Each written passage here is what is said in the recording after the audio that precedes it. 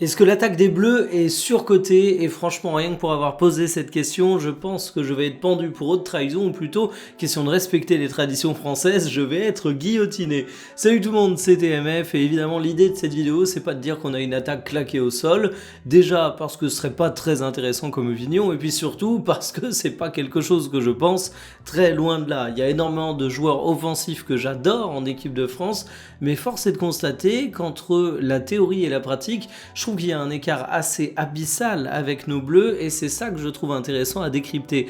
Dans cette vidéo, on va déjà revenir sur ce qu'est le fait de surcoter l'attaque de l'équipe de France parce que vous savez comment ça se passe.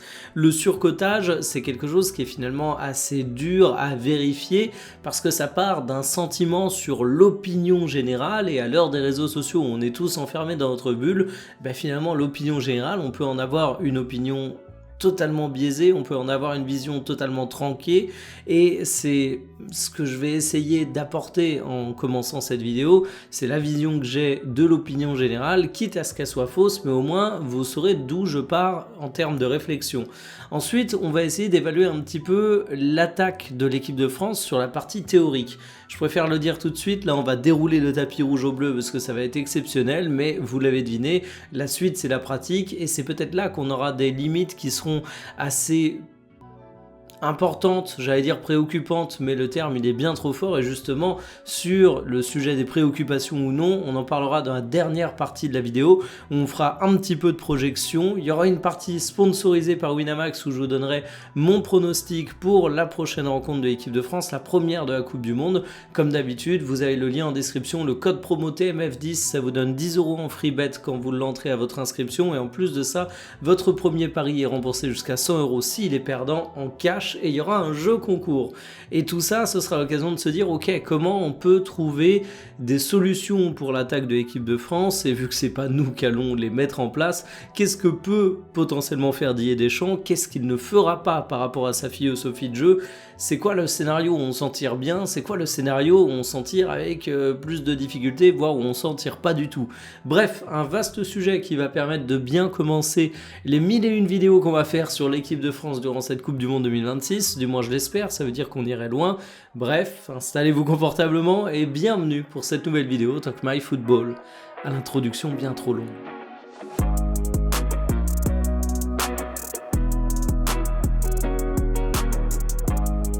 J'ai l'impression que l'attaque de l'équipe de France est surcotée, mais qu'est-ce que ça veut dire surcotée? Est-ce que ça veut dire qu'elle est nulle et que tout le monde dit qu'elle est bien? Non, ça veut simplement dire qu'on la met tellement haut qu'en réalité, on la met peut-être un peu plus haut que ce qu'elle n'est réellement. Mais avant de partir sur le décryptage de l'attaque de l'équipe de France, pourquoi je dis ça? Quel est le sentiment qui m'anime derrière cette relative prudence par rapport à ce que je peux lire ici et là autour de l'équipe de France? En fait, j'ai l'impression en baladant sur les réseaux sociaux, mais peut-être que vous avez au contraire vous un vent qui va pas du tout dans le même sens, qui a beaucoup d'emballement. Je vous prends par exemple un tweet de BeFootball qui a été publié lors du dernier match face à l'Irlande du Nord, mais craignez-nous franchement, et moi ça me rappelle vraiment la une du journal L'Équipe à l'époque de l'Euro avec tout le monde nous les envie, vous connaissez la suite. Alors si je dis ça, c'est pas pour taper sur BeFootball, c'est un tweet qui est fait à chaud au cours d'une rencontre, j'aurais moi-même pu le faire, c'est des tweets qui sont pas à prendre comme une analyse à froid de la situation de l'équipe de France, mais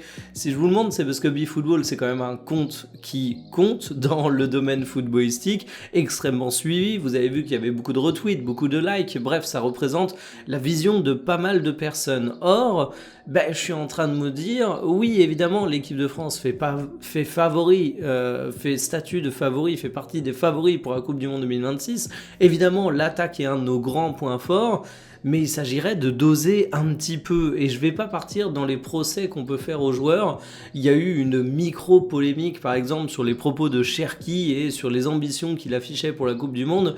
C'est bien d'avoir un ton offensif, c'est bien d'afficher des grandes ambitions, c'est simplement que du côté des observateurs, des commentateurs, il faut faire attention à ne pas tomber dans ce côté, on fait peur, on va vraiment créer l'envie chez les autres pays, parce que généralement ça tourne assez mal. Moi j'ai toujours en tête l'hymne qu'avait fait Johnny Hallyday à l'époque, ça s'était mal passé. J'ai toujours en tête cette fameuse une du journal L'Équipe, tous les pays nous les envient, ça s'est mal passé. J'espère qu'ici on a de la confiance qui est justifiée. mais que ça va pas tomber en arrogance et que ça va pas mal se passer à nouveau. En théorie, l'équipe de France a la meilleure attaque du monde, et j'ai beau dire qu'on a tendance à un peu trop s'enflammer et qu'il faut faire attention à pas la surcoter, sur le papier, je pense qu'il n'y a pas trop de débat. Il y a des nations qui ont d'excellentes attaques, mais si on s'arrête 2 minutes, déjà l'équipe de France, c'est le ballon d'or actuel, Ousmane Dembélé, c'est un joueur qui vient de gagner une seconde Ligue des Champions d'affilée, c'est un mec qui est en lice pour remporter peut-être, qui sait, si la Coupe du Monde se passe bien, un deuxième ballon d'or, qui plus est d'affilée. Il réalise une saison qui est quand même excellente. Alors il n'a pas autant de temps de jeu que ce qu'on aimerait, mais justement en seulement 2156 minutes, il marque 20 buts, il délivre 11 passes décisives et c'est un joueur qui est ultra complet. Pour l'accompagner, on a Kylian Mbappé, on sait qu'il y a toujours des débats autour de l'international français, il y en avait en France, il y en a désormais du côté de l'Espagne et du Real Madrid. Il n'empêche qu'il finit meilleur buteur en Espagne avec, si je prends toutes les compétitions confondues, 42 réalisations. Je pense qu'on ne réalise pas. On peut avoir des débats sur l'apport défensif de Kylian Mbappé et sur sa complémentarité avec le reste de l'équipe, et dans l'autre partie je vais justement parler de tout ça, mais il faut quand même s'arrêter 2 minutes et se dire ok, on va pas cracher dans la soupe. Il y a de vrais sujets autour de Kylian Mbappé, mais on a quand même de quoi être content de le voir dans la sélection.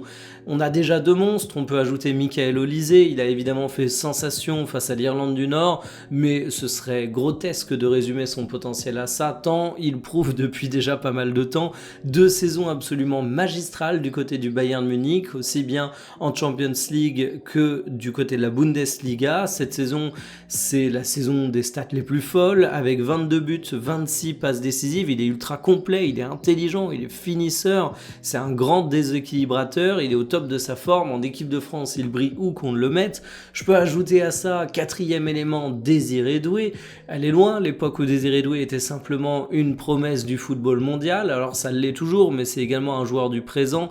Lui aussi, il a remporté sa 2e Champions League d'affilée, c'est un acteur majeur pour le Paris Saint-Germain, il a marqué la finale l'année dernière, ça a été moins le cas cette année, mais il fait tout de même une saison excellente, 13 buts, 8 passes décisives, travailleur, et c'est rare de voir un joueur qui a un tel potentiel être aussi travailleur. Et puis je vais terminer en parlant de Ryan Cherki, première saison du côté de Manchester City, pas tout le temps titulaire, il faut le reconnaître, mais je vous invite à aller voir l'analyse complète que j'ai fait de sa saison, vous y découvrirez des statistiques assez édifiantes sur le fait que c'est le meilleur créateur de Premier League. À sa table en Angleterre, il y a juste Bruno Fernandes, c'est dire à quel point il est comparé au meilleur. C'est un joueur qui a une philosophie de numéro 10 à l'ancienne, qui a cette touche de créativité qui manquait tant à l'équipe de France, et finalement là, je vous ai cité 5 joueurs absolument majeurs, mais on pourrait rajouter Bradley Barcola, on pourrait rajouter Akliouche, on pourrait ajouter Thuram, on pourrait ajouter Mateta, qui sont tous des joueurs intéressants, qui ont des profils différents,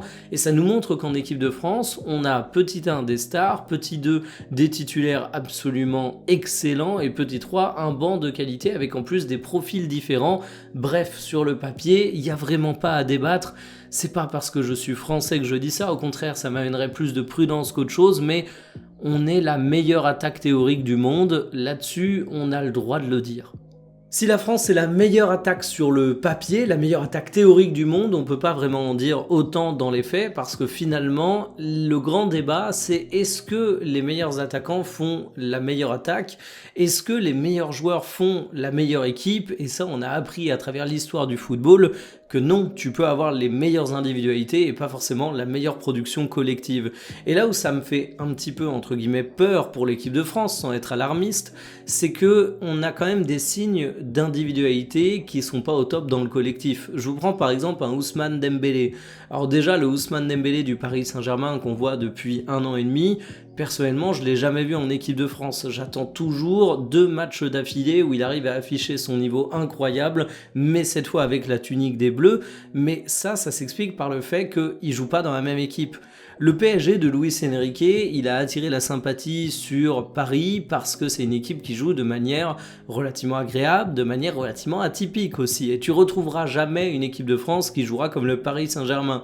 Donc déjà, ça c'est une difficulté pour tous les joueurs du PSG que t'espères voir voir briller autant en équipe de France qu'au Paris Saint-Germain, mais dans le cas de Dembélé, ça va encore plus loin, parce que son fameux poste de faux numéro 9, il peut pas l'avoir, parce qu'il y a Kylian Mbappé qui est ici, et du coup Dembélé, au-delà du fait que c'est pas forcément le même rendement en équipe de France qu'au Paris Saint-Germain, il a aussi pas du tout le même poste, et forcément tu sacrifies une petite part de son talent ici.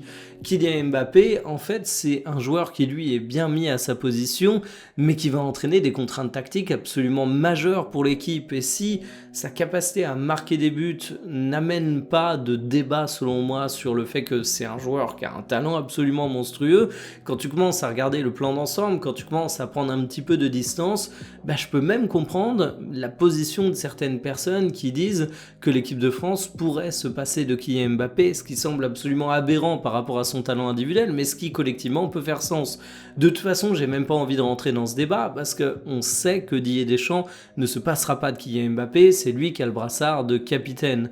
On peut parler toujours dans l'aspect collectif que finalement, on n'a pas forcément la même animation offensive en équipe de France que dans les autres équipes que connaissent nos joueurs. J'ai parlé du Paris Saint-Germain par rapport aux Bleus, ça vaut pour Désiré Doué autant que pour Dembélé, mais même du côté de Michael Olise par exemple, s'il est incroyablement fort même en équipe de France, on peut quand même dire que c'est pas le même football que celui qui pratique du côté du Bayern Munich. Certes, ça ne lui porte pas préjudice, même quand il est à un poste plus au cœur du jeu, qui n'est pas le sien du côté du Bayern, il arrive à être excellent, mais c'est peut-être une petite alarme à avoir en tête, un petit voyant à garder au fond de la scène. C'est pas un voyant qui pour le moment indique un feu actif, mais c'est peut-être un truc à garder.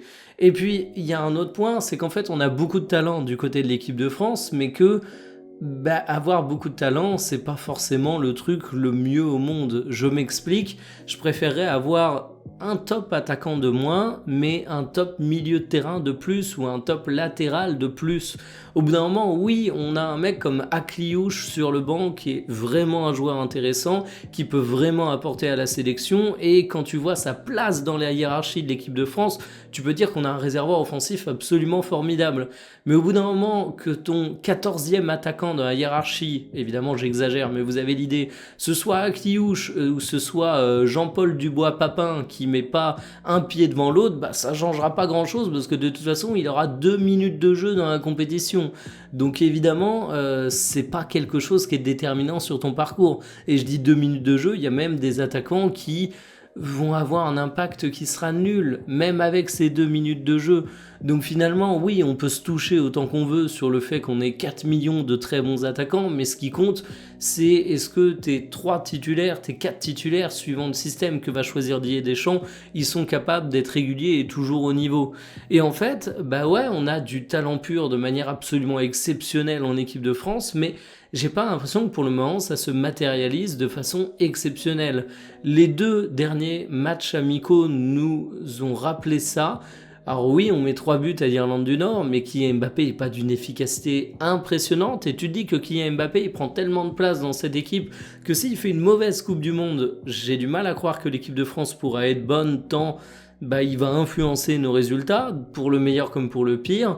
On a vu au cours du précédent match que c'était un peu compliqué également pour marquer des buts, et au cours des précédents encore, oui, on a mis des buts, mais est-ce qu'on a eu une démonstration offensive qui te faisait dire que ça allait pouvoir balayer le fait qu'on ait certains joueurs qui font pas les retours défensifs? Je pense encore une fois à Mbappé, je suis désolé, c'est pas pour taper sur lui, mais c'est une réalité. Sur le fait qu'on est plus faible à certains autres postes, j'ai quelques petits doutes, et c'est là où je me dis, oui, on a incontestablement la meilleure attaque du monde sur le papier, mais dans les faits, on a certes une très bonne attaque, évidemment, mais peut-être pas une attaque aussi forte que ce qu'elle pourrait être en théorie. Alors à quoi s'attendre pour l'attaque de l'équipe de France durant la Coupe du Monde 2026 ? Quelles solutions et hypothèses on peut avoir ? Déjà, on entend un petit son de cloche qui commence à apparaître de plus en plus, c'est la possibilité que Didier Deschamps fasse une Donald Trump, c'est-à-dire se dégonfle au dernier moment et fasse machine arrière. Dans les faits, pour Deschamps, ça voudrait dire aligner une attaque à 3 attaquants qui sacrifierait donc un profil offensif dans le but de renforcer un peu ton milieu de terrain par exemple. Dans ce cas-là, on aura une équipe un peu plus équilibré. Il y aura une vraie bataille pour les postes titulaires. On peut s'attendre évidemment à Kylian Mbappé qui sera jamais sacrifié par Deschamps. On peut s'attendre à un Dembélé sur le côté, à un Olysée sur le côté aussi. Ça semble être le truc le plus logique. Il y a des fantasmes autour du fait que Kylian Mbappé pourrait jouer à gauche. Et qu'on soit clair, moi je signerais tous les jours pour avoir Dembélé à son poste de prédilection, avoir Mbappé davantage ailier et qui sait, allez, je rêve même encore plus loin, qui fait les efforts, mais déjà Deschamps ne fera pas ça, Mbappé n'acceptera pas ça, et je vais même aller plus loin, ça c'est un truc que personne évoque, c'est pas qu'une question de volonté pour moi, pour Mbappé, c'est aussi une question de capacité. Qu'est-ce qu'est capable de faire Kylian Mbappé en termes de retour défensif durant toute une rencontre à très haute intensité? Je vais peut-être pas me faire des copains en disant ça, mais quand tu vois ce qui ressort des tests physiques en équipe de France et les petits commentaires / blagues, mais qui en disent long sur les résultats qu'a obtenu Kylian Mbappé, quand tu vois les efforts qu'il fait durant toutes les rencontres, en fait quand tu vois ce qu'est le quotidien même de sportif de Kylian Mbappé, je parle pas de son hygiène de vie, ça j'en sais rien, mais quand tu cours jamais sur le terrain, quand tu fais jamais d'efforts défensifs sur le terrain depuis des années, bah ça va être compliqué de t'y mettre du jour au lendemain. Tu vas peut-être manquer de coffre parce que c'est pas une intensité que tu as l'habitude de pratiquer au cours des rencontres. Tu as peut-être l'habitude d'avoir des courses à très très haute intensité durant 2-3 moments, mais c'est pas la même chose de faire ça et de défendre comme un chien durant 90 minutes sur un côté. Donc en fait l'option Kylian Mbappé à gauche, je la fantasme, mais j'ai conscience que c'est un fantasme et que ça arrivera pas. Et du coup il nous reste quoi comme possibilité si Deschamps garde 4 attaquants? Pour moi collectivement ce sera jamais une formule incroyablement efficace. Ça veut pas dire que ça ne marchera pas, mais ça veut dire qu'il faudra accepter de pas avoir peut-être le meilleur Désiré Doué si c'est lui qui est titulaire, le meilleur Cherki si c'est lui qui est titulaire, le meilleur Ousmane Dembélé bien évidemment si c'est lui le titulaire. On va avoir quelques inefficiences collectives à certains moments. Est-ce que ça veut dire que l'équipe de France va forcément se planter à cause de ça? Je pense pas non plus. En fait, les Bleus ont une telle force individuelle que je me dis qu'on a vite fait d'avoir une Coupe du Monde qui va reposer sur ces exploits individuels. C'est-à-dire que moi, je suis pas très optimiste sur le fait que l'attaque de l'équipe de France tourne de manière extrêmement saine, de manière extrêmement huilée. Je pense pas que ça sera l'attaque la plus impressionnante collectivement parlant. Je suis vraiment pessimiste là-dessus. Mais par contre, il y a un truc sur lequel je suis pas pessimiste, c'est sur nos joueurs. Est-ce que Kylian Mbappé peut sortir une Coupe du Monde absolument magistrale où il met des buts hyper importants? Bah ouais, je le pense, parce que Kylian Mbappé, quoi qu'on en dise, il peut être monstrueux parfois. Est-ce que Olysée peut reproduire la masterclass qu'il a fait contre l'Irlande du Nord, y compris contre des équipes plus fortes? Je pense aussi. Est-ce que Dembélé peut enfin se réveiller et avoir en équipe de France le niveau qu'il a au Paris Saint-Germain? Même avec un contexte un peu moins favorable, même avec un poste un peu déplacé, je me dis qu'il peut quand même sortir de très bons matchs. Désiré Doué, c'est la même chose. C'est un joueur qui est irrégulier, mais son plafond haut, il est au sommet de l'Everest, on le sait. Donc pour moi, l'équipe de France peut s'en sortir offensivement grâce à ses talents individuels plus forts que tout le monde. Et justement, on va se projeter sur qui va marquer ou pas lors du premier match officiel pour cette Coupe du Monde 2026 de l'équipe de France. Je parle du match contre le Sénégal. Je vais vous présenter une partie sponsorisée par Winamax. Comme d'habitude, vous avez le code promo TMF10 à rentrer lors de la création de votre compte, le lien en description. Ça vous donne 10 € en free bet et votre premier pari, s'il est perdant, est remboursé jusqu'à 100 € en cash. Les cotes, la France est immense favori, cote à 1,43, le Sénégal 6,25 sur les joueurs décisifs. Donc il y a les buteurs ou passeurs, deuxième colonne, ou décisifs, ça veut dire buteur ou passeur, troisième colonne. On a Mbappé qui ressort beaucoup, mais on sent aussi la petite hype Michael Olysée. De mon côté, je vais sur une victoire de l'équipe de France avec buteur Kylian Mbappé, car oui, j'ai beau avoir nuancé mon avis très positif sur le français dans cette vidéo, je pense quand même qu'il a une capacité à marquer beaucoup de pions. Et puis, petit jeu concours, je vais en faire pas mal durant la Coupe du Monde. Il y a 5 € en free bet à gagner de manière extrêmement simple. Vous me donnez votre pronostic en commentaire, le score exact pour cette rencontre. Moi, je sens bien un petit 2-0 pour l'équipe de France, mais vous aurez compris, mon vrai pronostic, c'est victoire de l'équipe de France, but de Kylian Mbappé. Donnez-moi le score exact en commentaire et j'en tirerai un au sort qui gagnera 5 € de free bet. Le tirage au sort sera fait le lendemain de la rencontre. Faites attention aux réponses à vos commentaires parce que je répondrai à celui qui a trouvé le score exact et qui aura été tiré au sort pour lui donner le free bet en indiquant la marche à suivre. Donc voilà, donnez-moi votre pronostic en commentaire. Je suis pressé de voir comment va tourner cette attaque de l'équipe de France, mais vous inquiétez pas, on aura l'occasion d'en reparler. Moi je vous dis à demain pour une prochaine, salut.